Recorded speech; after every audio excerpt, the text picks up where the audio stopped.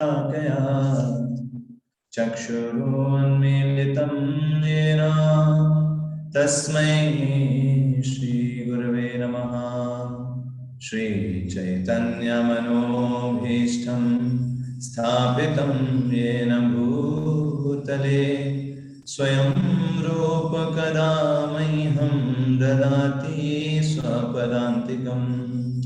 वन्देऽहं श्रीगुरो श्रीयुतापदकमलं श्रीगुरून् वैष्णवांश्च श्रीरूपं साग्रजातं सहगण रघुनाथान्वितं तं सजीवम् साद्वैतं सावधूतं परिजनसहितं कृष्णचैतन्यदेवम् श्रीराधा कृष्णपादान् सहगण ललिता श्रीविशाखान्वितांश्च। हे कृष्ण करुणा सिन्धो दीनबन्धो जगत्पते गोपेश गोपिका कान्त राधा कान्त नमोस्तुते। तप्त कांचन गौरांगी राधे वृंदावनेश्वरी वृषभानु सुते देवी प्रणमामि हरिप्रिये। वाञ्छाकल्पतरुभ्यश्च कृपा सिन्धुभ्यैव च पतितानां पावनेभ्यो वैष्णवेभ्यो नमो नमः। जय श्री कृष्ण चैतन्य प्रभु नित्यानंद श्री अद्वैत गदाधर श्रीवासादि गौर भक्त वृंद। हरे कृष्णा कृष्णा कृष्णा हरे हरे हरे राम राम राम हरे हरे।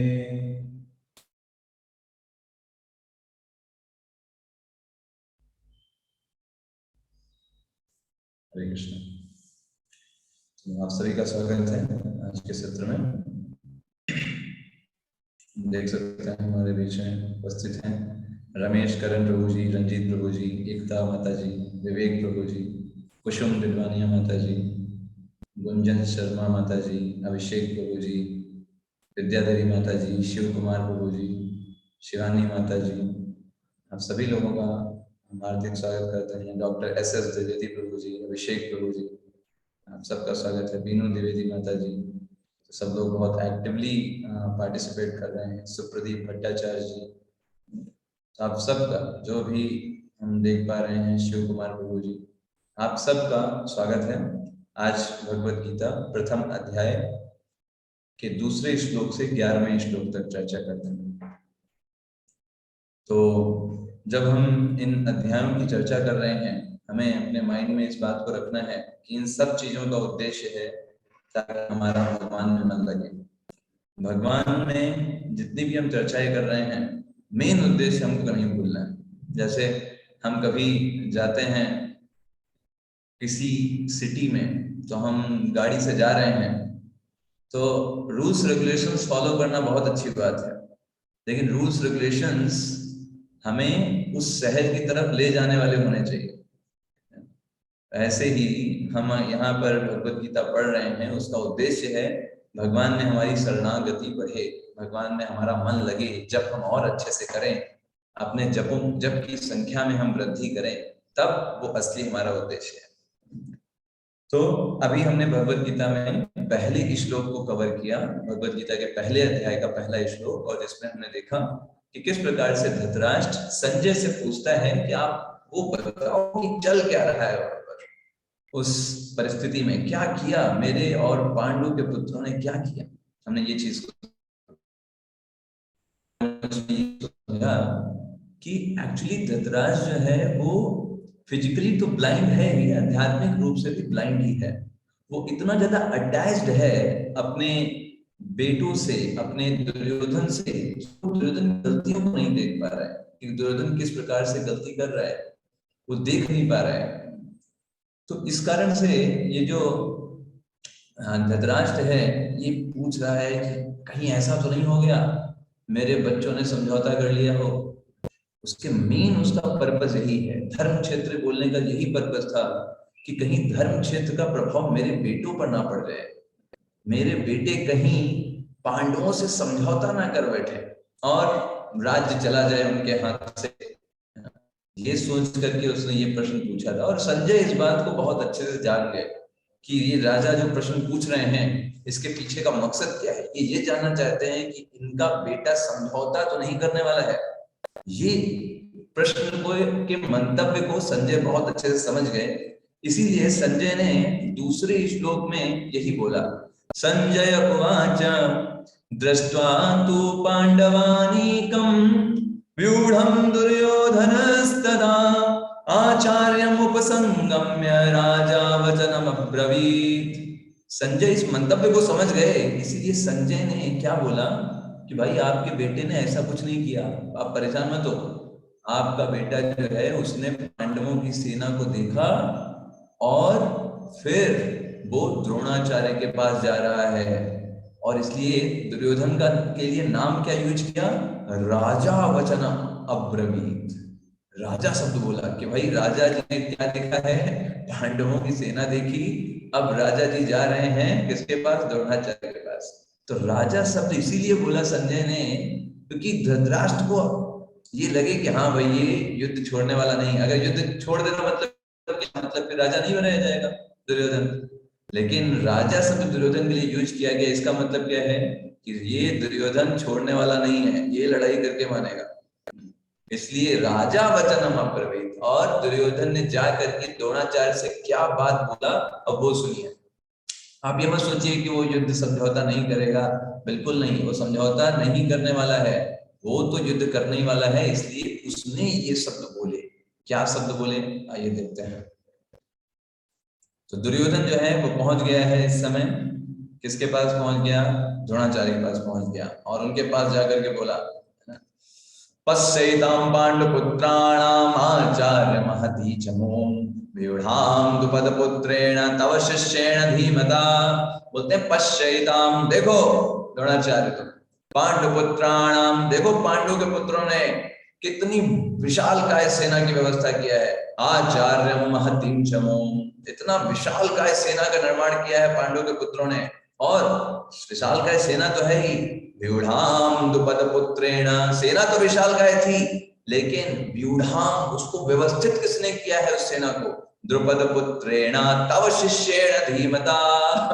वो एक्चुअली टॉन्ट कर रहा है द्रोणाचार्य को, ये सेना तो बहुत विशाल काय है, लेकिन उस सेना को व्यवस्थित किया है द्रुपद पुत्र ने। द्रुपद का पुत्र कौन है, धृष्टद्युम्न।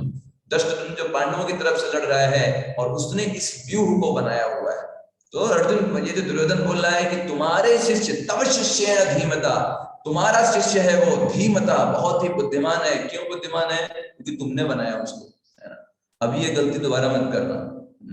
द्रोणाचार्य को वो ये समझाने का प्रयास कर रहा है कि एक्चुअली था क्या, द्रोणाचार्य और द्रुपद ये दोनों बहुत अच्छे छोटे बच्चे, दोनों लोग साथ साथ में रहते थे, गुरुकुल में साथ साथ में पढ़ाई करते थे। लेकिन बाद में क्या हुआ, जो द्रुपद थे वो बहुत बड़े राजा बन गए, और द्रोणाचार्य सिंपल एक ब्राह्मण रह गए, बहुत गरीब रह गए, कोई किसी तरीके का इनको कोई सपोर्ट नहीं था। तो एक बार ये द्रोणाचार्य जाते हैं द्रुपद के पास और कहते हैं कि भाई आप हमारी मदद करिए, आप तो इतने बड़े राजा बन गए, आप तो हमारे मित्र थे, छोटे पे साथ साथ हम टहलते थे। वो द्रुपद ने पहचानने से इनकार कर दिया, कौन, अरे छोटे पे तो हम बहुत लोगों के साथ घूमते टहलते हैं, आप कौन है हमारे, है ना। उसने पहचानने से इनकार कर दिया। द्रोणाचार्य को बहुत क्रोध आया, अरे ये व्यक्ति इतना मद में चला गया है ना, धन के और पद के गर्व में, इसको मैं बताऊंगा।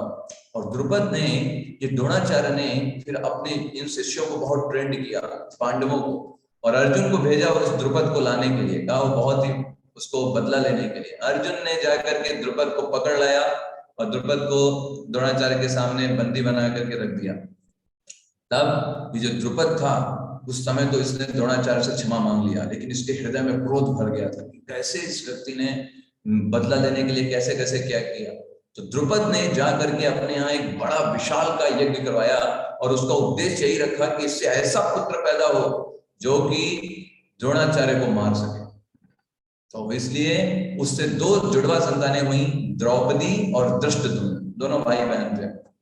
और धृष्टद्युम्न जो थे वो द्रोणाचार्य को मारने के लिए वास्तव में वो व्यक्ति थे।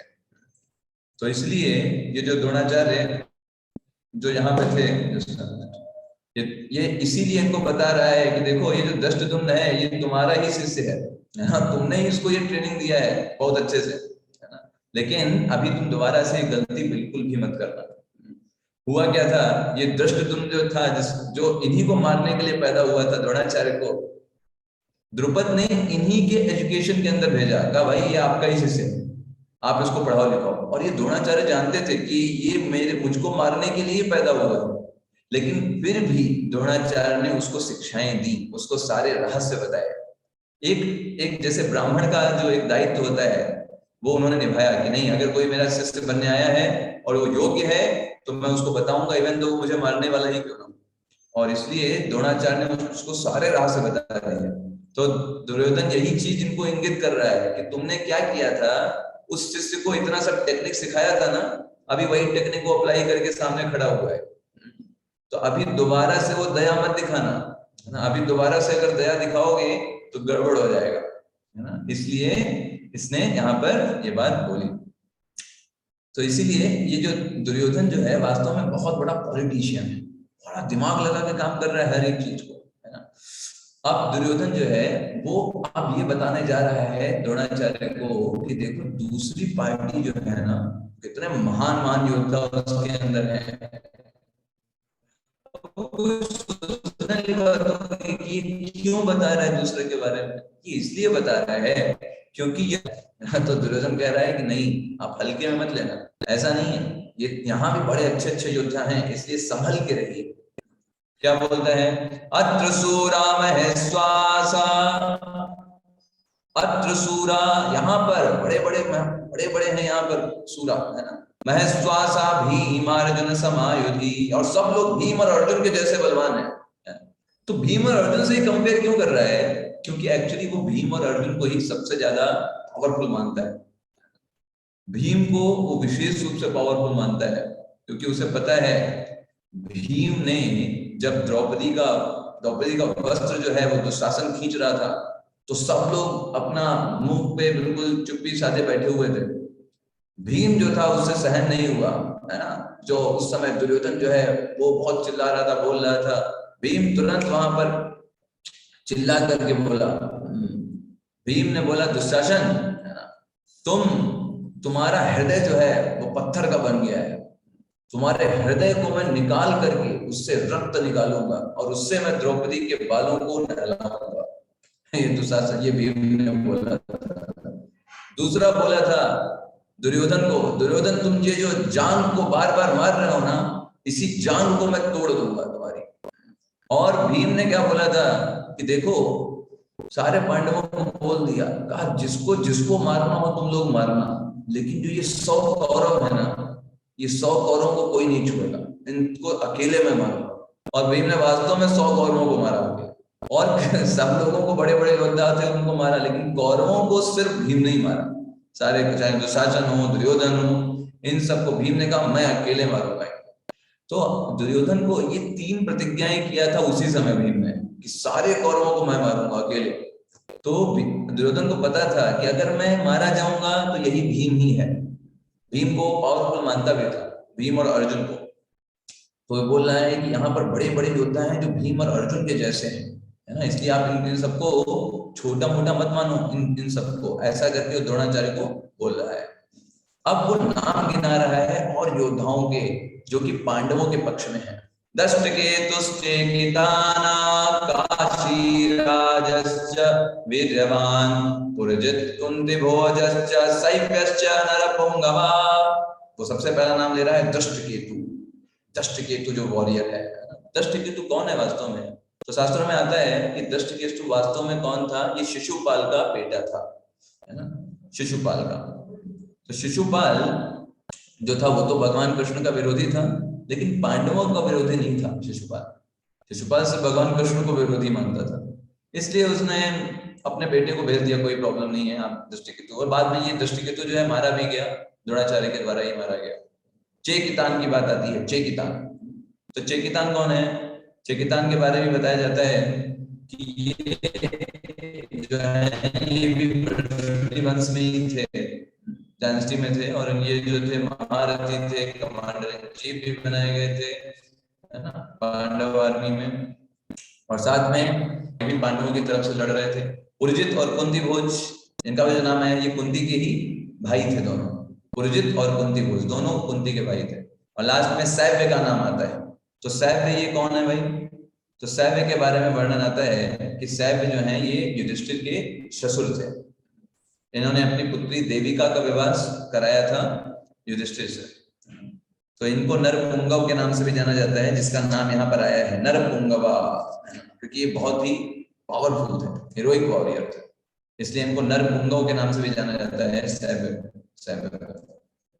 और फिर आगे बोलते हैं और लोगों के नाम लेते हैं। युधामन्युश्च विक्रांत उत्तमौजाश्च वीर्यवान सौभद्रो द्रौपदेयश्च सर्व एव महारथा। ये सब लोग महारथी हैं। युधामन्यु का नाम ले रहा है।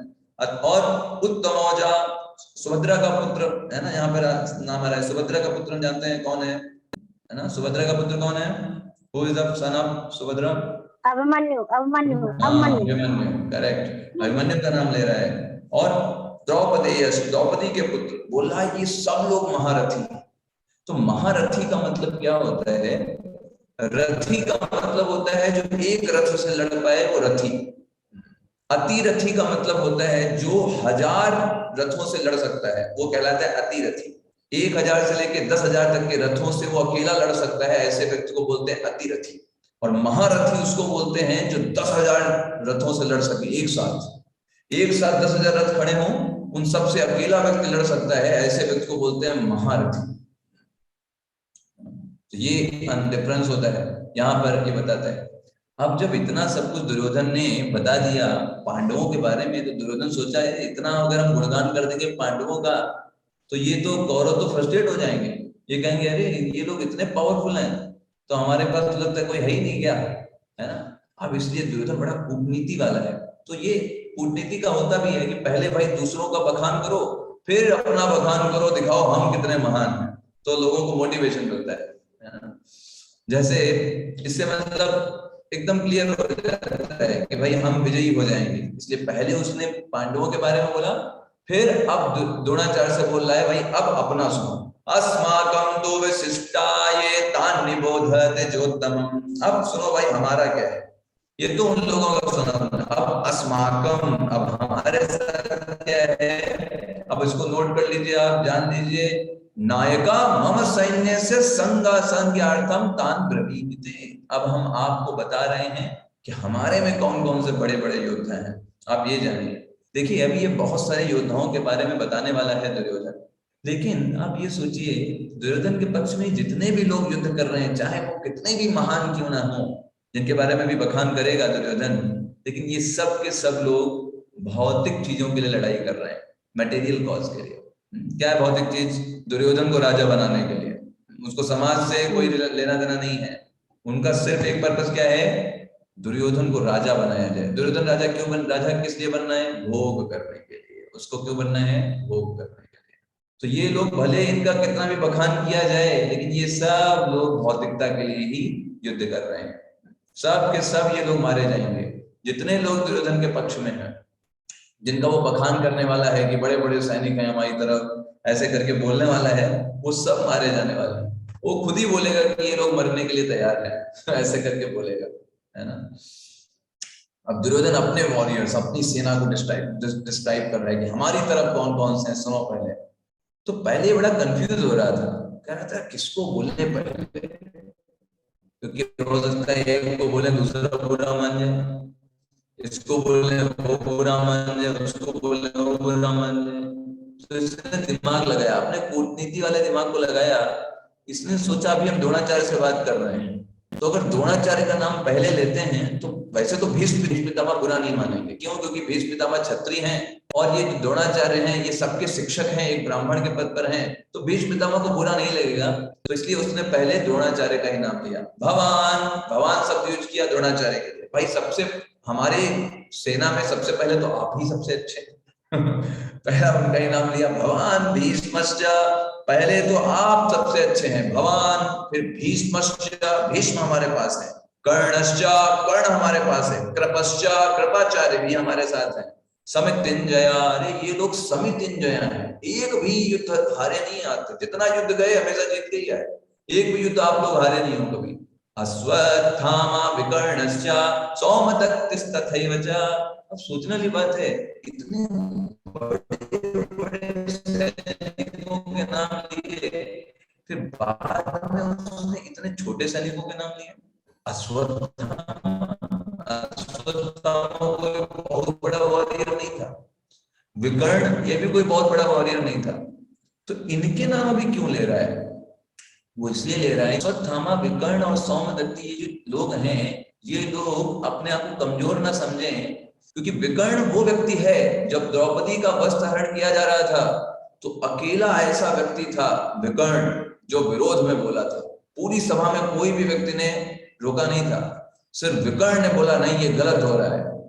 तो इसको लगा ये जो विकर्ण था ये उस समय भी ऐसे बोला था, कहीं ये इसको अगर हम नाम नहीं लेंगे तो कहीं ये पता चले पांडवों की तरफ ही ना मिल जाए, इसलिए उसका नाम ले रहा है ताकि उसको लगे हाँ हम कौरवों में ही हैं, हमको मान दिया जा रहा है। तो बड़ा दिमाग लगा के काम कर रहा है। अश्वत्थामा, अश्वत्थामा का नाम ले रहा है, सौमदत्ती भूरिश्रवा का नाम ले रहा है, सौमदत्ती के पुत्र का, तो इसलिए ये सब कर रहा है।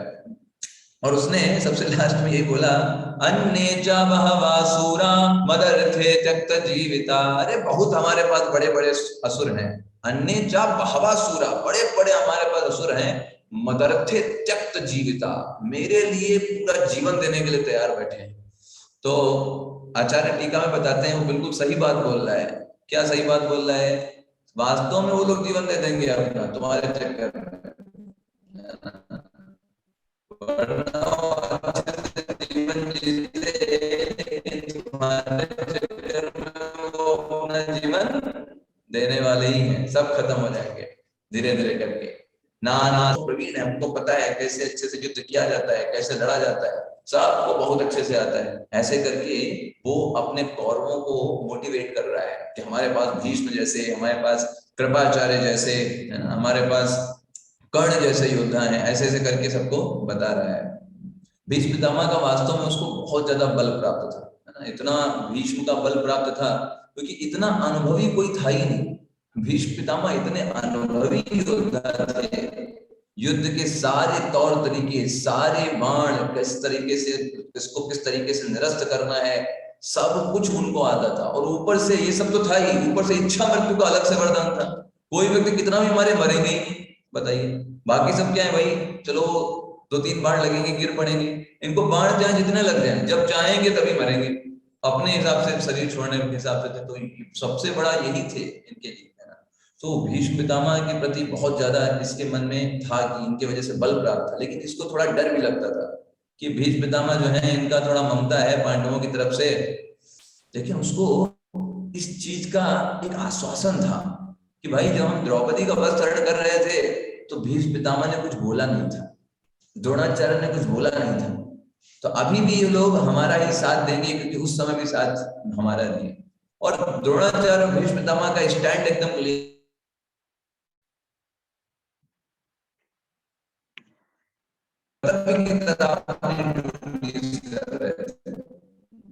तो ये चीज यहाँ पर समझ में आती है।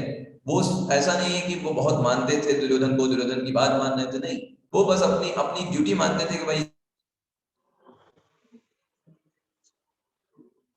फिर वो 1.10 में बोलता है, अपर्याप्तम तदस्माकं बलम भीष्माभिरक्षितम, वो बोलता है हमारे पास तो अपर्याप्त बल है, क्यों? हमारे पास भीष्म है, ऐसे बोलता है ना? हमारे पास जो बल है अपर्याप्त है, मतलब सीमा से भी ज्यादा है। और दूसरी तरफ पांडवों के पास कंपैरिजन कर रहा है, पर्याप्तम तदमे तेषां बलम भीमाभिरक्षितम, और पांडवों के पास तो बस एक ही व्यक्ति है, कौन? भीम। भीम, इसलिए उसके हमेशा माइंड में भीम भीम ही चलता था। तो वो बोल रहा था कि हमारी तरफ भीष्म है, अपर्याप्त जिनका बल है, जिनको सामने कोई टक्कर लेने वाला नहीं है, और पांडवों की तरफ तो बस भीम है, बस और तो कोई हमें दिखता नहीं है कि कोई और बलवान हो। तो उन लोगों का बल कम है और हमारा बल ज्यादा है क्योंकि हमारे पास भीष्म है। तो सोचने वाली बात है, ये होता है मटेरियल कैलकुलेशन वाले लोग। जो लोग भगवान को नहीं जानते हैं, आप देखिए दुर्योधन ने पांडवों में सबका नाम लिया, बड़े बड़े लोगों का नाम लिया, चेकितान है ना, सैव्य, लेकिन क्या उसने भगवान कृष्ण को गिना पांडवों की तरफ से? बताइए। No, he has left out. क्यों? क्योंकि उसके लिए भगवान कृष्ण कोई मायने ही नहीं रखते। ये होते हैं भौतिकतावादी लोग। भौतिकतावादी लोग ये देखते हैं कि किस तरीके से वो व्यक्ति जो है उसके पास बाहर की चीजें कितनी कितनी है, ये है वो है वो है ये है, लेकिन वो ये नहीं देख पाते कि इस व्यक्ति के पास कृष्ण है। और अगर जब कृष्ण या ना हो, चीजें बदल सकती हैं। क्योंकि जयस्तु पांडुपुत्राणाम येषाम पक्षे जनार्दना, उन पांडुपुत्रों की जय हो जिनके पक्ष में भगवान श्री कृष्ण है, ऐसा शास्त्र में वाक्य आता है। क्योंकि भगवान कृष्ण जहां पर होंगे वहीं पर विजय होगी, वहीं पर नीति होगी, वहीं पर लक्ष्मी जी का वास होगा।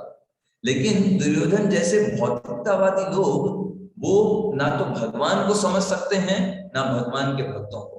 उनके लिए बस एक ही चीज मैटर करती है, मटेरियल कैलकुलेशन, पैसे कितने हैं, पद कौन सा है, उनके लिए बस यही मैटर करता है ना। तो दुर्योधन जो था वो भीम से बहुत ज्यादा ईर्ष्या भी करता था, क्योंकि हमेशा उसको डर था कि ये मुझे हराएगा, मुझे मार सकता है, ऐसा करके वो बोलता है। अब यहाँ पर 11वें श्लोक में बताते हैं, अयनेषु च सर्वेषु यथा भागम अवस्थिता भीष्मामेवाभिरक्षन्तु भवन्तः सर्व एव हि। दुर्योधन को लगा सब तो हम उतनी देर से बखान कर रहे हैं, भीष्म दौड़ भीष्म दौड़ भीष्म दौड़, तो बाकी के सैनिक क्या सोचेंगे? तो इसलिए उनको भी महत्व देने के लिए उसने बोला, देखो भाई ठीक है, भीष्म हमारे पास बहुत पावरफुल योद्धा है, लेकिन अभी बूढ़े हो गए हैं। तो बूढ़े हो गए तो क्या, इनको थोड़ा सपोर्ट की जरूरत होगी। ऐसा ना हो कि 2-3 लोग आकर के युद्ध करने लगे और ध्यान ना दे, पांडव लोग हैं वो आकर के पीछे से हमला करते हैं भीष्म पितामह पर। इसलिए आप सब लोग भीष्म को चारों तरफ से संरक्षण प्रदान करो, कोई भी धोखाधड़ी नहीं होनी चाहिए, है ना। ये बोल कौन रहा है जो सबसे बड़ा धोखेबाज है? सहायता दो भीष्म को, है ना। भीष्म जो है वो बहुत पावरफुल है, लेकिन किसी भी तरीके की कोई गलती नहीं होनी चाहिए। अगर गलती नहीं हुई तो हम जीत जाएंगे। तो दुर्योधन जो कर रहा है वो मटेरियल कैलकुलेशन कर रहा है, वो भगवान को गिन नहीं रहा है। That is the main thing which is the learning point of today's session. देखिए भौतिकवादी जो लोग होते हैं, वो लोग हमेशा ये देखते हैं कितना पैसा हुआ, कौन से पद पर है, किस जगह पर है, इन सब चीजों को लेकर के वो कैलकुलेशन करते हैं और वो चीज देखते हैं। वो ये नहीं देखेंगे, मान लीजिए वो अगर सुदामा को देखेंगे, कहेंगे अरे सुदामा के पास तो कुछ है ही नहीं, है ना, वो तो दाने दाने को मोहताज है। लेकिन उनको नहीं पता है सुदामा के पास ऐसा धन है भगवान का, है ना, जिसके सामने पूरा 3 लोग जो हैं वो नीचे उसके आगे। तो उनके लिए बस बाहर की चीजें मैटर करती है। यही एक चीज जो है वो डिफरेंट बनाती है एक भौतिकवादी और एक आध्यात्मिक व्यक्ति को। भौतिकवादी व्यक्ति अपने बाहर को डेवलपमेंट करने का प्रयास करता है। वो सोचेगा मैं कैसे सुंदर दिख पाऊंगा, मैं ये कैसे अच्छे से कर सकता हूँ, मैं ये स्किल कैसे सीख सकता हूँ, वो सब बाहर की चीजों पर ज्यादा ध्यान देता है। एक अध्यात्मवादी अपनी चेतना पर ज्यादा ध्यान देता है। वो देखता है कैसे मैं हर परिस्थिति में अपनी चेतना को दूषित होने से बचाऊं, क्योंकि उसके लिए चेतना ज्यादा इंपॉर्टेंट है बाहर की चीजों से। और वो इसलिए प्रभुपाद जी का बहुत फेमस कोट है, अध्यात्मवादी अंदर की तरफ कार्य करता है, अपनी चेतना को रिफॉर्म करता रहता है, हमेशा अपग्रेड किया करता है, भगवत चेतना बनाने का प्रयास करता है। और भौतिकवादी बाहर का विस्तार किया करता है, भाई हमारा ये प्लॉट खरीद लिया, चलो एक लखनऊ में होगा, चलो एक बनारस में ले लो भाई, फिर एक दिल्ली में कर डालो। वो बाहर विस्तार करता है, बाहर को बढ़ाता है, और अध्यात्मवादी अंदर को बढ़ाता है। अध्यात्मवादी उस चीज को पकड़ता है जो हमेशा उसके साथ रहने वाली आत्मा को, और भौतिकवादी उन चीजों को अपना बल और अपना विश्वास रखता है जो छूटने वाली है। अगर ऐसी कोई कंपनी हम आपको बताएं जो 100% है कि डूबने वाली है, तो आप में से कोई भी व्यक्ति उसके ऊपर पैसा नहीं लगाएंगे, उसके ऊपर धन नहीं लगाएंगे, क्योंकि वो तो डूबने ही वाली है। ऐसे ही हमारा शरीर जो है, कोई व्यक्ति कितना भी काजू किशमिश है ना और दूध पीता रहे, लेकिन ये शरीर तो जाने ही वाला है किसी ना किसी दिन, इसको तो डाला ही जाने वाला है ना। लेकिन क्या चीज हमेशा हमारे साथ रहेगी, वो है हमारी आत्मा। वो हम हमेशा हम रहेंगे, इसलिए हमें उसके विकास पर ध्यान देना चाहिए। लेकिन इसका मतलब ये भी नहीं है कि हमें शरीर के विकास को छोड़ देना चाहिए, हमें कुछ अच्छा खाना ही नहीं चाहिए, नहीं। जितना रिक्वायरमेंट है उतना हम करें, लेकिन हमेशा ये याद रखें कि जो चीज हमेशा रहने वाली है, अगर उसके ऊपर हमारा ध्यान रहेगा तो हम कभी फ्रस्ट्रेट नहीं होंगे। फ्रस्ट्रेशन हमारे माइंड में कब आता है, जब हम उन चीजों पे अपना विश्वास रखे हुए हैं जो हमारा साथ छोड़ने वाले हैं, तब हम फ्रस्ट्रेट होंगे, तनावग्रस्त होंगे। लेकिन अगर हमारा विश्वास भगवान पर है, स्वयं पर है, अपनी भगवत चेतना कृष्ण भावना अमृत के ऊपर है, तो ये तो कभी छूटने वाला नहीं। ये तो हमें जीवन पर्यंत करना है, बात भी करना है, भगवत धाम में जाके भी भगवान का नाम ही लेना है, भगवान के बारे में ही चर्चा करना है। तो दुर्योधन का मटेरियल कैलकुलेशन क्या था कि हमारे पास भीष्म है, कृपाचार्य हैं, द्रोणाचार्य हैं, तो हम जीत जाएंगे, क्यों, कितने बड़े बड़े योद्धा है हमारे पास। लेकिन ये सब काम नहीं आएगा। अर्जुन के पास कृष्ण है, और कृष्ण है इसलिए। और दुर्योधन क्या सोचता था, अरे कृष्ण कोई काम के नहीं है, क्यों, क्योंकि वो तो कोई सेना कुछ उठाने वाला तो है नहीं, अस्त्र शस्त्र कुछ उठाएंगे नहीं, तो बेकार है। ऐसे ही जो भौतिकवादी लोग होते हैं वो सोचते हैं अरे भक्त लोग बेकार है, क्यों, अरे कुछ करते नहीं, है ना, बस ये तो भौतिक तरीके से कोई मदद नहीं कर रहे, है ना, संसार, है ना।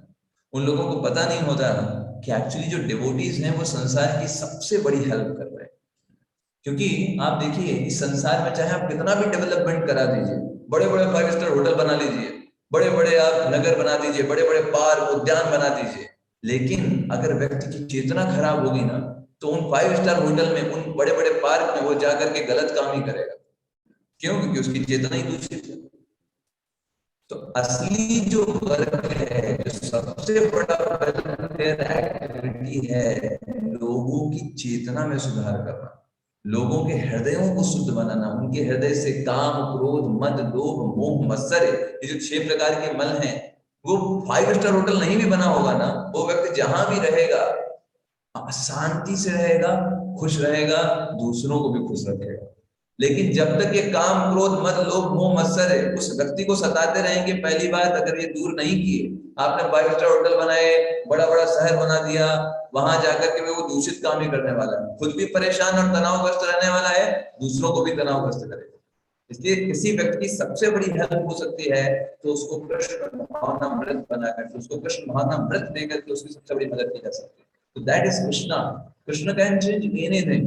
ऐसे देखा जाए तो इनके पास, पांडवों के पास 7 अक्षौणी सेना ही है, और दुर्योधन के पास 11 अक्षौणी सेना है, लेकिन फिर भी वो विजयी होंगे क्योंकि वो कृष्ण को पकड़े हुए। That is the thing. तो ये चीज बहुत इंपॉर्टेंट है। भगवत गीता भगवान 16वें अध्याय में बताते हैं कि जो असुर मेंटालिटी के लोग होते हैं वो बस यही सोच, बस एंजॉय करो, जीने के हैं 4 दिन, ये बोल करके वो बस एंजॉय करना चाहते हैं। उसे पूछा जाए भाई जीने का उद्देश्य क्या है, तो बोलेंगे जीने का उद्देश्य मतलब संसार में बस भोग करो, है ना, यही खाओ पियो सो बच्चे उत्पन्न करो, बस यही तो संसार है, इसके ऊपर कुछ है ही नहीं। ये उन लोगों का फिलॉसफी होता है।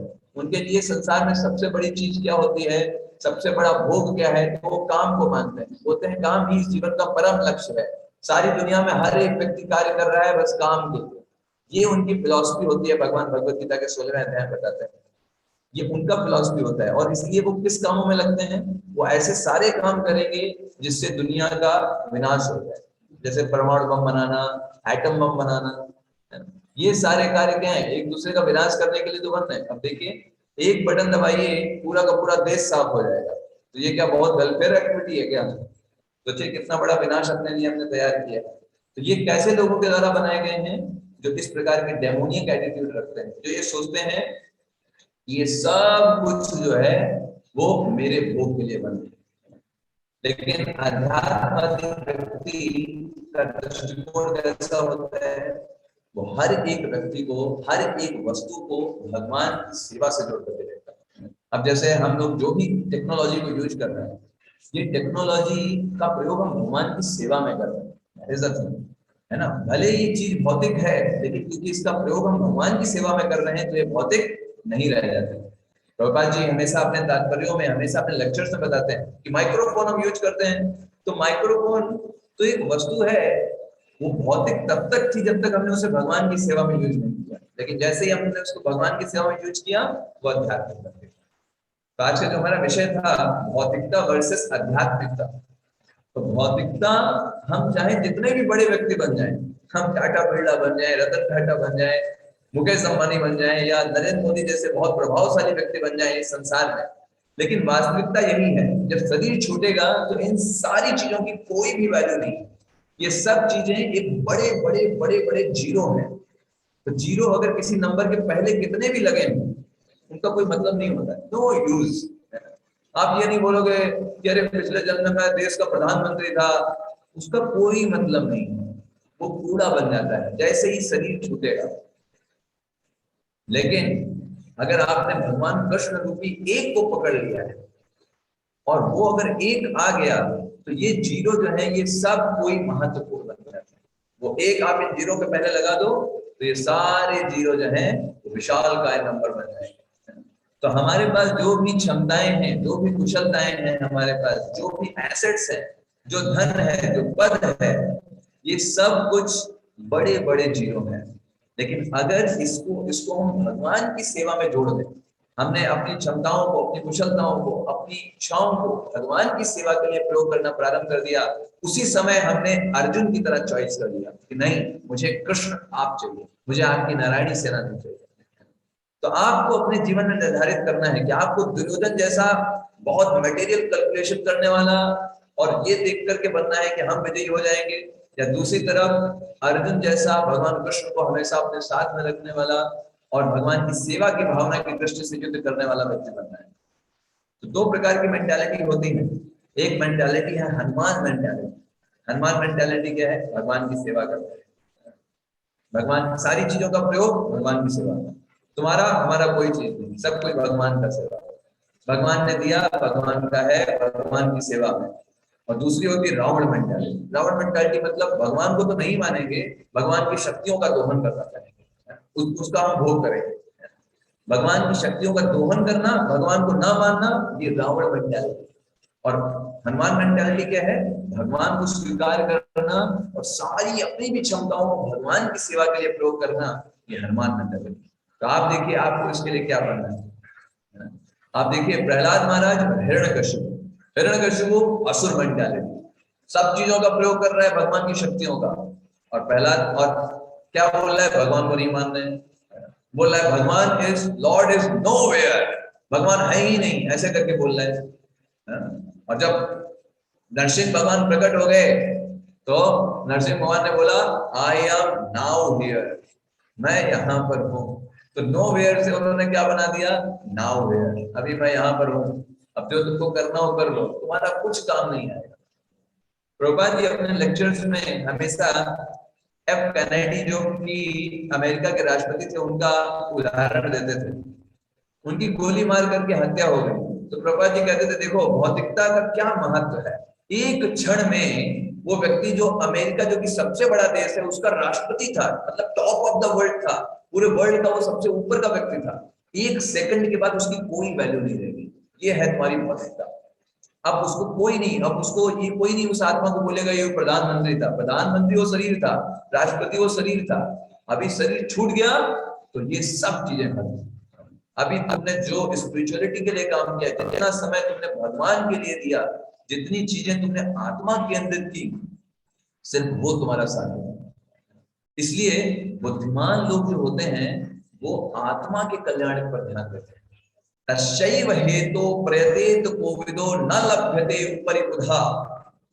बुद्धिमान जो लोग होते हैं, जो कोविदा होते हैं, वो आत्मा के लिए कार्य करते हैं, वो उस प्रकार के कार्य करते हैं जो कि इस पूरे भौतिक जगत में कहीं पर से ऊपर नीचे करने पर प्राप्त नहीं होने वाले। वो क्या है? आध्यात्मिक कार्य, भगवान की भक्ति का कार्य। ये कार्य करने से व्यक्ति इस संसार चक्र से निकल सकता है। अदरवाइज हो सकता है आप प्रधानमंत्री राष्ट्रपति बन जाएं, लेकिन एक क्षण में आप दुनिया के में सबसे ऊपर होंगे, अगले क्षण में दुनिया से ही बाहर हो जाएंगे। फिर उसके बाद उसकी कोई वैल्यू नहीं रह जाएगी। A big zero is there. So who is intelligent person? That's why say it is says that this bhakti, ये जो भक्ति का पथ है, ये बुद्धिमान लोगों के लिए, मूर्ख लोगों के लिए। बुद्धिमान व्यक्ति इसको ग्रहण करते हैं और समझते हैं। मूर्ख व्यक्ति तो इस संसार के आकर्षणों में पड़ा रहता है, उसको बड़ा चमक दमक दिखाई देता है, कहता है बस एंजॉय करो, 4 दिन की जिंदगी है, बस यही खाओ पियो रह जाओ। उसको तो ये संसार ही लुभावना लगने लगता है। लेकिन जो बुद्धिमान है वो उसको समझ में आता है कि ये संसार वास्तव में सेंस ग्रेटिफिकेशन की कवरिंग है, अंदर से उसमें दुख ही भरा हुआ है ना? इसलिए वो व्यक्ति सबसे जो सुंदर भगवान का संग है, भगवान के भक्तों का संग है, भगवान की भक्ति है, इसमें स्थित होकर के अपने सारे दायित्वों को निभाता हुआ चलता है, क्योंकि वो भी आवश्यक है हमको संसार में रहते हुए। लेकिन मेहनत उनके लिए नहीं करता, मेहनत वो भक्ति के लिए करता है, भगवान के लिए करता है मेहनत। अपना पसीना वो भगवान के लिए बहाता है और बाकी चीजों को वो कर देता है क्योंकि वो आवश्यक है। That is the main thing.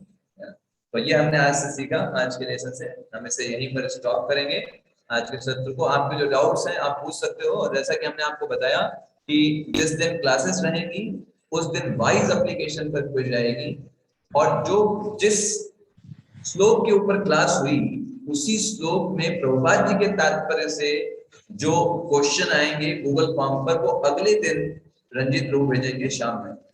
और जिस दिन क्लास होगी उस दिन क्लास से रिलेटेड क्वेश्चंस आपको वाइज एप्लीकेशन पर मिल जाएंगे। ये दोनों रिकॉर्ड से आपका एक रिजल्ट बनेगा, क्रिएट हो रहा है। वाइज एप्लीकेशन पर जो भी आप क्विजेस कर रहे हैं वो बहुत अच्छे से उनका रिजल्ट बन करके तैयार हो रहा है, और ये साथ में जो आप क्लासेस भी कर रहे हैं इनकी भी अटेंडेंस लग रही है। तो जो क्लासेस आप कर रहे हैं, जो अटेंडेंस हो रही है, उसके आधार पर लास्ट में हम महीने के लास्ट में हम देखेंगे कौन से व्यक्ति हैं जो अच्छे से क्लासेस कर रहे हैं और क्विजेस में भी वो पार्टिसिपेट कर रहे हैं। उस आधार पर आपको विश्लेषण किया जाएगा और उस आधार पर हम आगे आपको और बढ़ाएंगे, जिसको जिस तरीके की आवश्यकता है उसको हम उस तरीके से प्रोवाइड करेंगे। ठीक है, तो आपके जो भी क्वेश्चन है, डिस्कशन है, आप वाइव एप्लीकेशन पे पूछ सकते हैं या व्हाट्सएप पर भी डाल सकते हैं। हम प्रयास करेंगे उसको सॉल्व करने का। सभी को दंडवत प्रणाम। हरे कृष्ण। हरे कृष्णा प्रभु जी। हरे कृष्णा प्रभु जी। हरे कृष्णा प्रभु जी। हरे कृष्णा प्रभु जी।